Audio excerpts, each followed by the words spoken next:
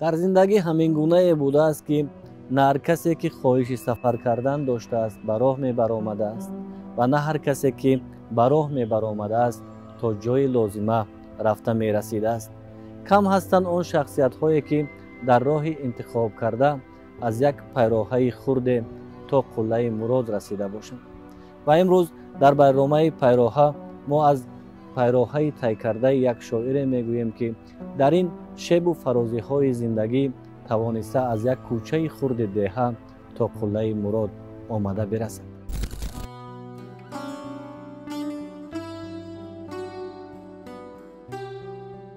هر دور و زمان قهرمانان خود را دارد. این است که هر یک در زمان خود صاحبان وقت هستند و تنها یک زمره آدمانی هستند که در زندگی کاری را به سامان میرسانند که در خاطر آدمان دیر باز میماند. قهرمان نوبتی ما کمال نصرالله شاعر خلقی تاجیکستان است.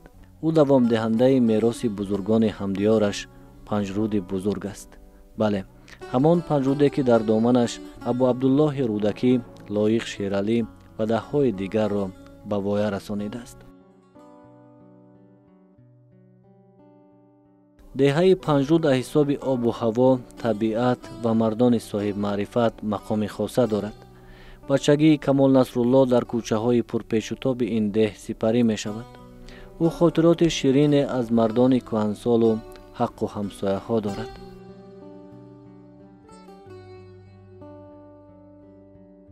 من در دهه تولد شدم که بسیار سبز و خورم، بسیار آبشار است. 5 رود، 5 نهر داشت، یعنی که همیشه گلفشان بود. در کوچه ها می گذشتید، بوی گلی خور مشام معطر می ساخت.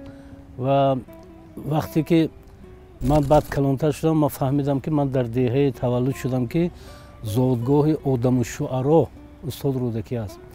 این چیز همیشه خوب یک مسئولیت در من بیدار میکرد دائما. لیکن درباره کودکی زمانی بچگی گویم که من اصولا میگن که بچگی هم به کس و تنها گذشت. بچگی من با کسها، با دوستا بسیار سبز و خورم گذشت، چون که من یاد میبیارم در تگ باغ‌های گلفشان و کوه‌ها، در احاطه کوه‌های من دوست می‌داشتم کوهنوردی و دیگر سیاحت‌های طبیعت بسیار دوست می‌داشتم. بچگی می‌دونید در اون محیطی که من تولد شدم، ماما کلان‌های من همشون شیردان و شیرخوان بودن. من همیشه از زبان اونها شعرهای نوبی خلقی میشنیدم و حتی در دوره دانشجویی هم یک رفته چند مدت از زبان اونها همین قطعه ها، شعرهایی که از یاد میدونستن در یک دفتر ثبت هم کرده بودم. پیرهای خردمند بسیار بودن در دهه ما. من عمک‌هایی داشتم که در مدرسه ها خوانده بودند و عمک‌هایی داشتم که ما حتی بعد از اون کتاب‌های اون برآمد با اونها بحث کردن جرأت نمی‌کردم. صحبتشون از شعر مولوی و از شعر حافظ و در هر گفتار و هر سخن از بیدیل دلیل آوردن و اینطور بود. استفاده دیاری ما شاید اینا همه من به تاثیر کردم. البته شاید نه، البته تاثیر کردم و من سرشته شد در کودکی از سخن نو.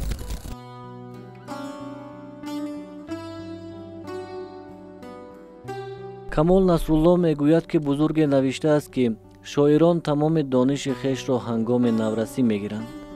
یعنی مکان زیست، دوستان و همسایگان و خاطرات شیرین نورسی از آن موضوعهایی هستند که تمام عمر شاعران تصویرشان را میکنند.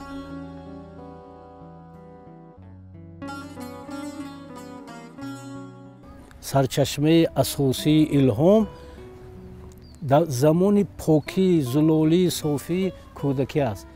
بعد دیگه همه چیز اونقدر ارزش ندارد. هر شاعر سرشته میشد از همون سرچشمه های کودکی، از جهان کودکی. من گمان میکنم که این اندیشه درست است و هر قطری که ما بچگی، طفلی، اون پاکی زمان کودکی در خودمون نگه داریم برای شاعر بسیار مهم است. همون خطر мо як инсони покизаву хайрхоҳу некдил мемонем, чунки покдил мемонем, чунки кӯдаки худаш ҳамин аст, софӣ аст, зулолӣ аст, покӣ аст.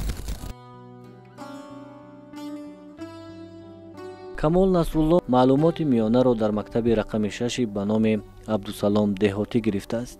гузаштагони камол аз зумраи донишмандони маҳал ба ҳисоб мерафтанд. падараш омӯзгори фанҳои дақиқ буд ва наздикон интизор буданд ки камол ҳамчун донандаи хуби илмҳои дақиқ ба воя мерасад. вале камол дар мактаби миёна бештар шеърхониро дӯст медошт.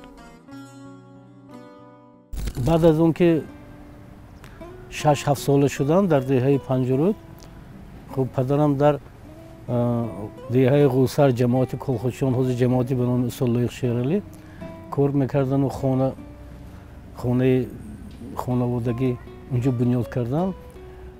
мо ба деҳаи ғусар омадем ва дар унҷо дар мактаби миёна дар унҷо таҳсил кардем. дар унҷо ҳам дар мактаб бисёр устодҳои босавод дарс медоданд ва ман хусусан устодои таълими забон ва адабиёт бисёр бақувват будам. ман хеле зиёд шеър азбар мекардам. тамоми шеърҳое ки дар китобҳои дарсӣ буд ман ҳамаша аз ёд медонистам. ва як хубӣ ин буд ки дар мактаби мо як муаллиме буданд ки ба мо дарс надоданд, аммо маҳфили адибони ҷавон ташкил карда буданд, маҳфили шоирои ҷавон ташкил карда буданд ва худашон шеър менависанд. Абдубасир Бобоев. ва ман дар 8 солагӣ аввалин шеърама гуфтаму дар он маҳфил хондаму, яъне ки пайваста он маҳфилам гумон мекунам ки ба сиришти ман як таъсири бисёр нек кард.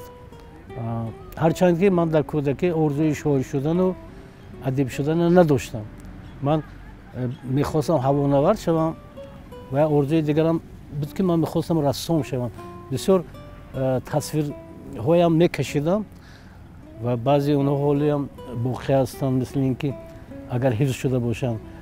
лекин падарам ки муаллими математика буданд, муаллими яке аз муаллимои бисёр соҳиб таҷриба буданд ва дар Дорулмуаллимини Тошканд хонда буданд. падари ман бо Исматуллоев Эшонҷонов, бо Носирҷон Маъсумӣ, бо ин шахсиятҳои барҷаста дар инҷо таъсил кардан, кор кардан.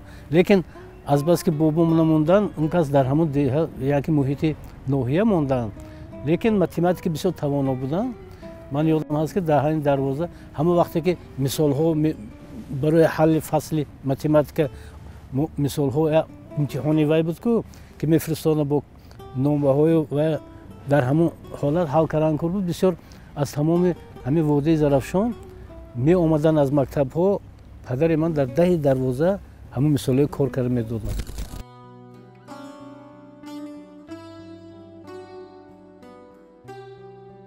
камол насрулло мегӯяд ки солҳои мактабхонӣ боре ҳам шоҳид нашуда буд ки шоир ё нависандае ба мактабашон омада бошад ва бисёр орзу мекард ки шоиреро дар рӯ ба рӯяш дида бошад. ӯ дар ёд дорад ки чӣ гуна бори аввал Лоиқ Шералиро дар деҳа дида буд ва ӯро аз либоспӯшиву қадаммонияш шинохта буд.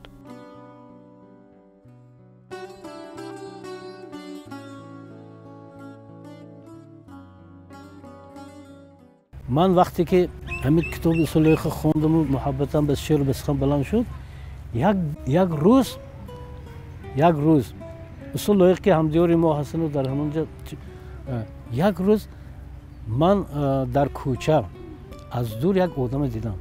як одаме ки нур дошту як кӯлоҳ дар сар мерафт бо як чеҳраи фарқкунанда. мехел ман шинохтам. ман ҳеҷ нагуфта худам танҳо будам. ин одам аз дур дидам. ман гуфтам анамин одам Устод Лоиқ бояд бошанд. ман шеърҳое ки хондагӣ будам аллакай мисли ин ки мешинохтам. камол насрулло мегӯяд ки ҳини мактабхонӣ бештар фанни адабиётро дӯст медошт, бештар шеър аз ёд мекард ва дар баробари ин ӯ варзишгари хуб буд. дар аксари озмунҳои мактабиву ноҳиявӣ ширкат мекард. ӯ дар сар хаёли онро надошт ки рӯзгоре соҳибқалам мешавад ё соҳибкитоб мешавад. ӯ бисёр мехост кайҳоннавард шавад ва ё рассом шаваду расмҳои бузургро кашида бошад.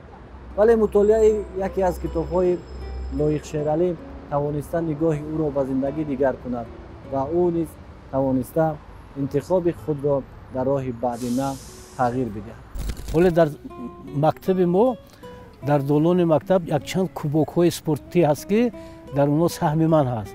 مکتب ما جای یکم میگفت مثلا در یک سفید، مثلا در یک دویدن، در والیبال، در بسکتبال، در فوتبال و من همیشه در اون مسابقه پیشگام بودم.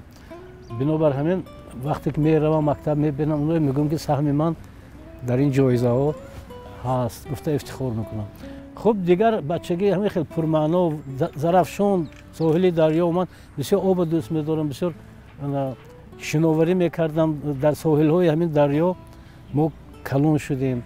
وقتی که صنف 8 تمام کردم و تمام کننده میانه حساب میافتم، جامدان رو پر کردم، اومدم گفتم میروم به دوشنبه به کالج رسامی، مکتب رسامی. پدرم گفتن که بسیار ناز بچم، بسیار ناز، لیکن شما 2 سال دیگر میتوانید تحصیل کنید، یعنی 2 سال بعد میتواند ارزوتون دیگه شود. برای همین من شما مصلحت میدم که نگفتم، مقابله نکنید، مصلحت دادن که شاید که 2 سال دیگه میخونید ارزوتون قوی تر میشد. بعد واقعا من 2 سال دیگر خوندم، فکرم دیگر شد، چون که من در همین مکتب صنف 10 با یک کتاب استاد لایق سری سبز، کتاب نخستین استاد لایق به دستم افتید. من همین کشیدم و وارد همین کتاب شدم، دیگر تا حاضر از وی بیرون نبراندم. همین کتاب من برد. من فهمیدم که در دل من همین دردهای نگفته شعر، من فهمیدم که اون چیزی که شعر میتواند بیان کند یگان چیز دیگر نمیتونه بیان کردن، خصوصا اون چیزی که در دل من است، در وجود من است. خلاصه که من رفتم با همین راه شعر رفتم و انتخاب کسب از همینجا شروع شد.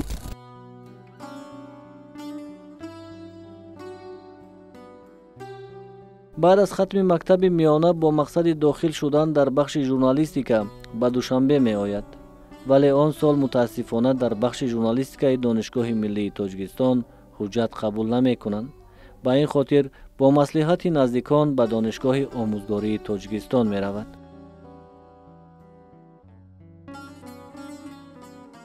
اسمت الله دوست پدرم بودن، یک عالم بسیار زبردست زبانشناس. اون کس گفتن که شما حجتاتون به دانشگاه آموزگاری سپارید، برای آنکه اینجا به عالم های اون وقت با از همه ناصر جان معصومی، اسمت الله ایشون جان، چندین عالم های برجسته ادبیات و زبان، خالق میرزازاده، اینا همشون در دانشگاه آموزگاری کار میکردن و 1 سال کمتر در دانشگاه آموزگاری تعلیم داده میشه. اینه که همه چیزا ما مصلحت دادن که هم 1 سال پیش صاحب معلومات میشید و هم این خیلی اینجا این معلمایی که در دانشگاه آموزگاری حاضر هستن در اونجا نیستن. بنابراین من خرسندم که در دانشگاه آموزگاری قبول شدم، خوندم. استاد لایق او برجب نمیدم، غفار میرزا، باقر امزاد، همه شاعرای بزرگ ما خط کننده همین دانشگاه آموزگاری هستن.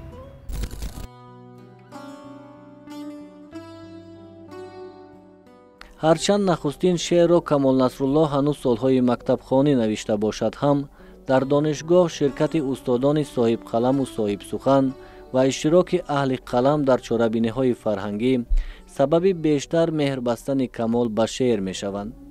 او یاد دارد که در یکی از محفل‌های ایجادکاران جوان به شعر او قطب کرام بهای بلند داده بود.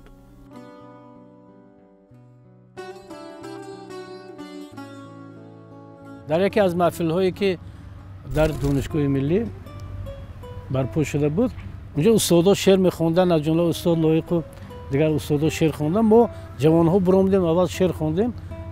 10-15 نفر ادیبان جوان از محفل‌های دانشگاه‌های کشور و استاد لایق برآمدند و گفتن که من با 2 نفری که همجا نفر زیاد شعر خوندم، با 2 کس سخن دارم. گفتن یکم اون جوانی که درباره تنور دل و نان، من دلم مثل تنور پرز آتش، در آنجا آتش عشق فروزان، در آنجا آتش امید. بعد من اندر این تنور پرزی آتش بمانم کلچه های آرزویم پس آنم کلچه های آرزویم همین خیلی یک شعر بود گفتن که همین جوانی که همین شعر خون وقتی که کلچه های آرزویش میپزد منم دعوت کند بعد رحمان نظریه یک شعر درباره کوه خوج مومن و خوج سرتیز کوه کون نمک درباره و یعنی که دو چیز اینکاس استقبال کردن از زمین و بعد ما همراه برآمدیم من سال دوم تحصیل و رحمان نظری سال یکم تحصیل بعد جوره شدیم بعد رفتیم لیکن از همه و مهم برای من یک ملاقات دیگر در فاکولته ساختمانی انستیتوت پلی‌تکنیکی بود دانشگاه پلی‌تکنیکی در اونجا استاد قطبی کرام برنده بودن استاد لایر نشسته بودن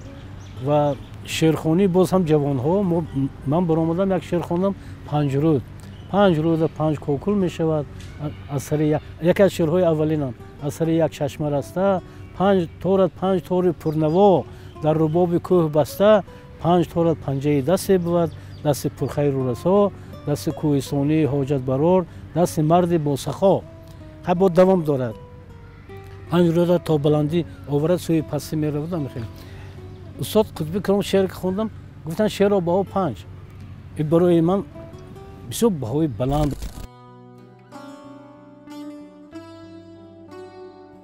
بعد ختم دانشگاه کمال نصرالله اول در خانه رادیوی تاجیکستان بعداً در ماهنامه مشعل و مجله صدای شرق کار نموده است. از سال 1981 تا سال 1986 راهبری دفتر ترغیب ادبیات اتفاق نویسندگان را به عهده داشت. نخستین کتابش نوگانی نام داشت. این به آن خاطر بود که استادان سخن در شعر او نوگانی می‌دیدند و باوری داشتند که او یک شاعر صاحب کتاب می شود. استاد چنان سختگیر بودند که من هر باری که میرفتم میگفتم که دیگه شعر نمی نویسم. اگر شعر نویسی شاید باشه میرفتم بوم می نویسم بوم می آمدم تا آخر اون من شعر رو می نویسم نزد استاد لایق می بردم استاد لایق همیشه سختگیری میکردن اون که همین جد یگان چی شده باشم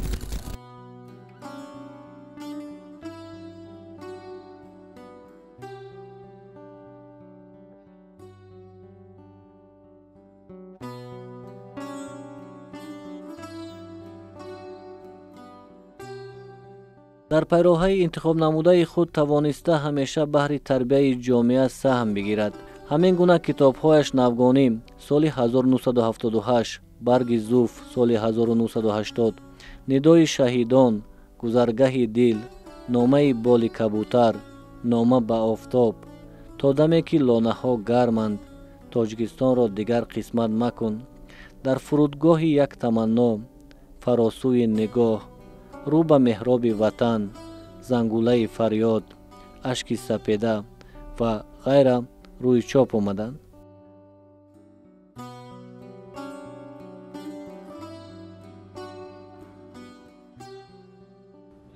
استاد کمال نصرالله یکی از فعالترین و پرکارترین شاعری معاصر تاجیک هستند که در مهمترین موضوعهای ادبیات ما تألیفات خود را به دست می‌دهند، ایجاد میکنند و فضای ادبیات ما رو فضای نظم ما رو با آثار خود پر میکنند.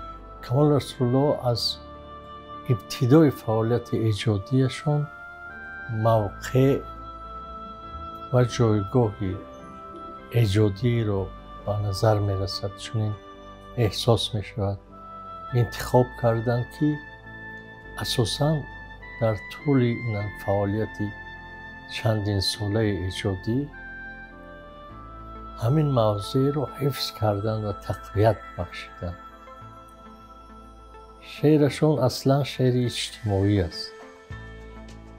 در هر موضوعی هم که شعر گویند سخن گویند شعرشون جنبه اجتماعی پیدا میکند، زیرا که در این موضوع ها از دیدگاه ارزش‌های عمومی انسانی با تحقیق و بررسی ادبی مسئله مشغول میشوم. камол насрулло дар баробари оне ки шеър менависад, ғазал менависад, шеъри иҷтимоӣ менависад, вале рӯзгоре баҳри бунёди як маҷаллаи бисёр бонуфузи бачагона саҳми бештар кардааст. яъне ӯ яке аз он аввалин шахсоне ҳаст ки баҳри ташкил намудани маҷаллаи чашма кӯшиш карда буд ва чандин сол дар ин маҷалла роҳбарӣ ҳам кардааст ва дар он ҳангом шоирони ҷавонро ҷалб кардаву онҳоро дар роҳи шеъри бачагона дастгирӣ намудааст. соли 1986 маро ба кор даъват карданд. он вақт дар маҷаллаи чашма сармуҳаррир будам. ман аслан ҳайрон будам ки чӣ хел шоире ки барои калонсолон менависад сармуҳаррири маҷаллаи кӯдакон таъин шудааст. баъдтар сонитар фаҳмидам ки ҳамин асосгузори аввалин маҷаллаи рӯзномаҳои бачагонаи рус Максим Горький будааст. яъне дар бисёр кишварҳо адибоне ки барои калонсолон эҷод мекарданд, барои хурдсолон зиёдтар хизмат карданд аз адибони бачаҳо.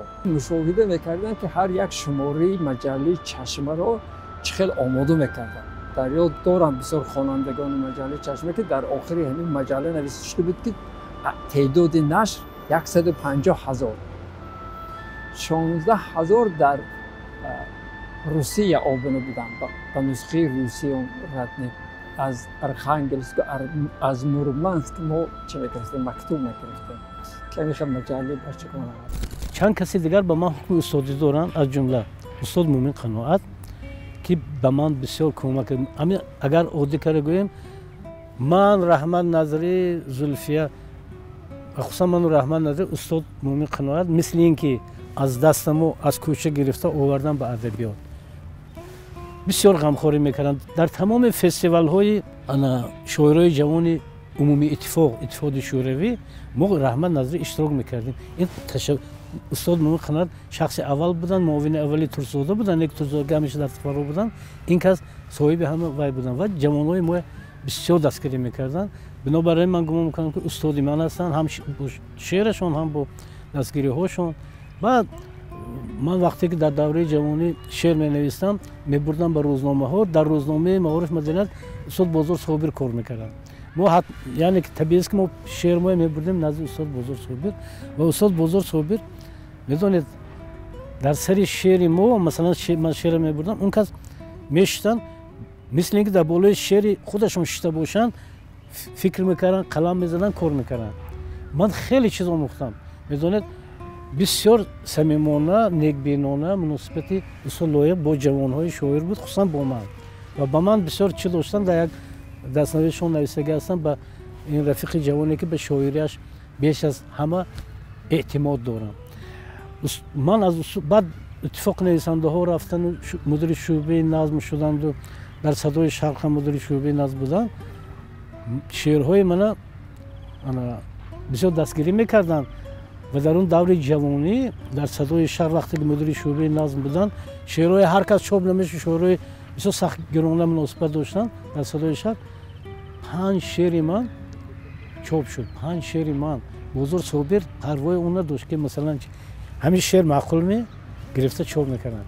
устод Камол Насрулло аз шоирони бисёр тавонову таъсиргузоре ҳаст ки дар адабиёти мо, дар баррасии адабиёти мо барои як давра бидуни шеъри ӯ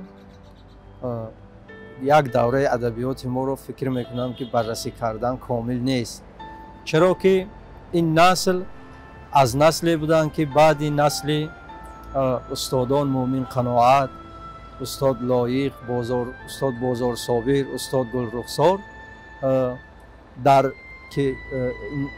аз ин насл ки воқеан дар шеъри мо як таҳаввул ба вуҷуд оварда буданд, рӯ ба навгароӣ ниҳода буданд, шеъри моро аз ҳар нигоҳ нав карда буданд, инҳо дар идомаи ҳамин насл омаданд و در پی تحول و رشد شعر بودند. از راه صبح این سحر رقص کنون صبا گذشت. زندگیم درست بود یا که همه خطا گذشت. تا که رسد به تیر ماه میوه آبدار من، از سر نوبهار من بین که چه آبها گذشت. گریه به خنده کردم، خنده به گریه، عمر من صورت گریه خنده. روز شب از قضا گذشت. کینه ز دل زدودم، بیت وفا سرودم، گرچه حیات من چو یک دلبر بی وفا گذشت. نقش نشاط داشت رنگ از هوس نهان من، رنگ چو مرغک پرید، نقش چو نقش پا گذشت.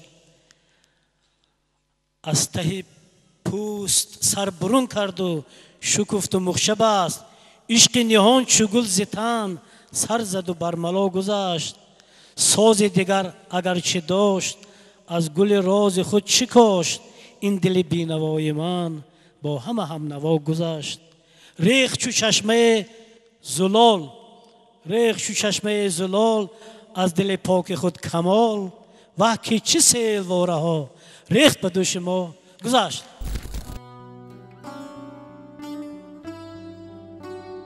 камол насрулло аз зумраи шоироне ба ҳисоб меравад ки бештар дар мавзӯи ватан ва муқаддасоти миллӣ эҷод мекунад.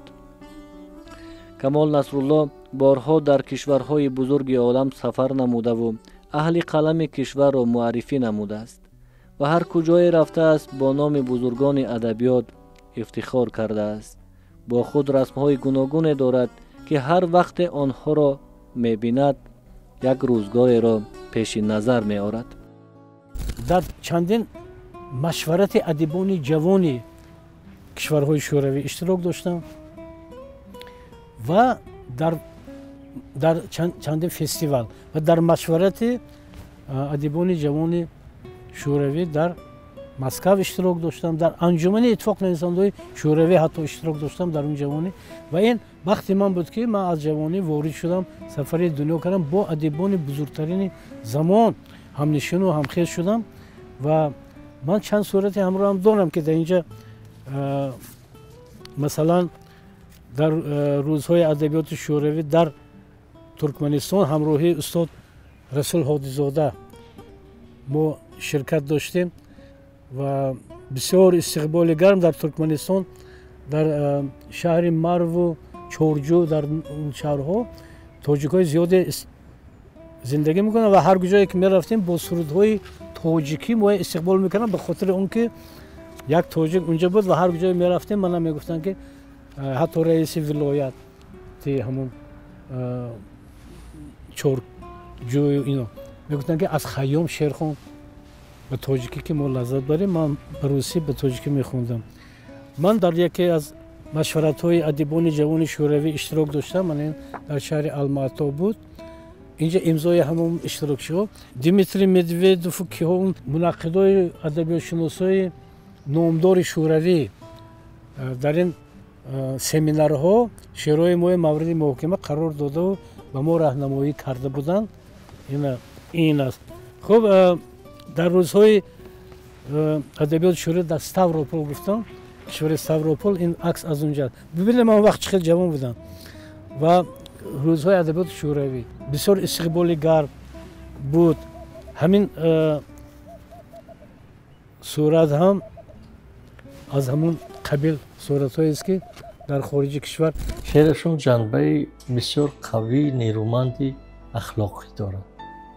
аз ҳамон ибтидо шеъри албатта он тавре ки мегӯянд дидактикаи хушке ки масалан иборат аз панду андарзи мустақим ё бевосита бошад ва назари як андоза манфӣ шудааст ба ин навъи нигориши адабӣ, аз ин назар не ва ин сабк не, балки бо ҳамон нигоҳи ҳакимона ва нигоҳи андешамандона, мутафаккирона با پدیده‌های واقعیت، با پدیده‌های زندگی و حکمت جستن از آن چیز.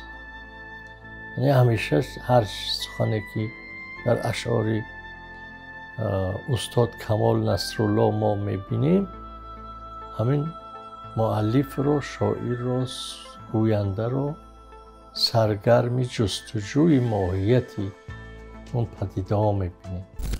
گفتم وطن چمن چمنین انجمن شکفت. گفتم وطن چو گل به لبانم سخن شکفت. گفتم وطن وطن همه دشت و دمن شکفت. امید من محبت من در وطن شکفت.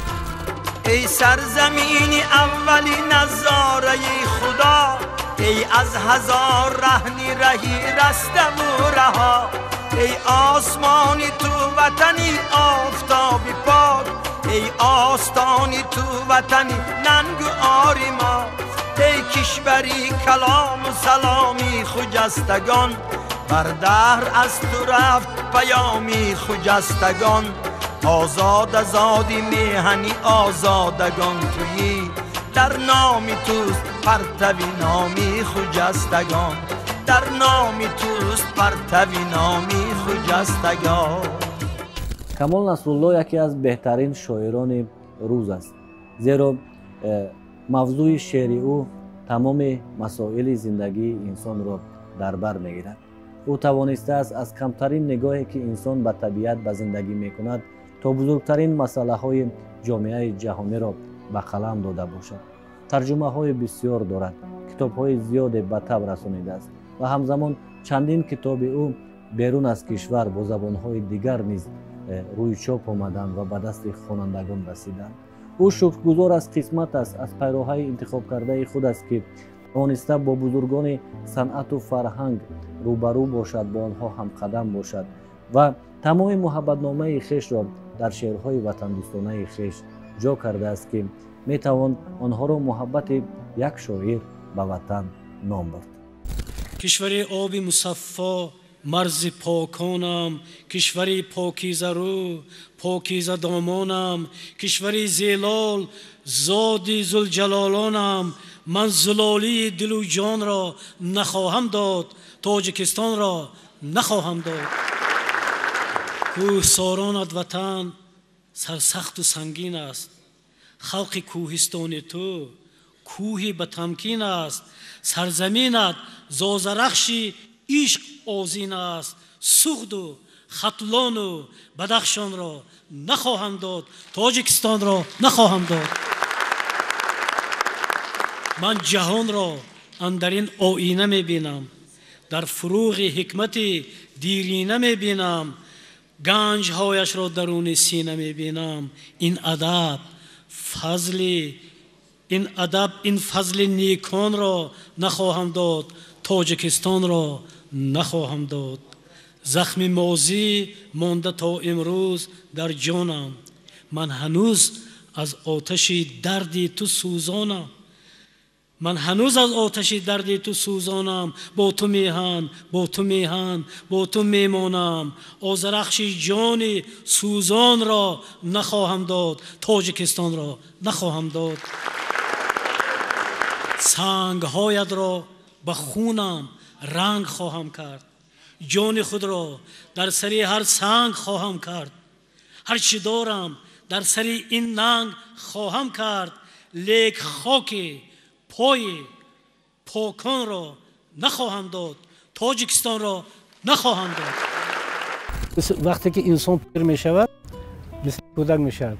بعد خیلی من نیستم که وقتی که ما کودک بودیم مسفیدا مول روی دست گرفتن کلان کردن، وقتی که این مسفیدا به غایت عمر رسیدن کودک میشن، ما همون قرض باید اجرا کنیم، اینا روی دست گیریم. مسفیدان کودکانن بی پدر بی مادر غمخوار، چون بود احوالشون در این شبان تار. مسفیدانی که ما رو روی دست یک زمان با مهر می برداشتند، از نسیم سرد و از چشمان بد در پناه خود نگاه می داشتند. خود کنون طفلند و محتاج نوازش گشتند، دست خواهش گشتند. داده بر ما نور چشم خویش را، نوجوانی را به ما تقدیم نموده، بر خود як ёди ширин мондан аз ҳама чизе ки буда навбати мо навбати фарзандҳост то падарҳоро падар бошем модари модар шавем баъд аз ин бояд ки бошад ҷояшон рӯи дасту дар миёни дидагон дар тамоми гӯшаҳои кишвар бо тамоми бузургои адабиёти мо сафар доштам ин сафарҳо бисёр ба такомули шахсияти ман хеле хеле манфиат расондан ва ҳама эҳсосоте ки ман ватандӯстонаю ваҳдатсарое ки дорам аз ҳамин сафарҳо аз ман нони мардуми дастурхони тамоми тоҷикистона хӯрдагӣ ҳастам он қадар нон хӯрдаам аз рӯи хони одамон ҷони ман пайванд гардида ба ҷони одамон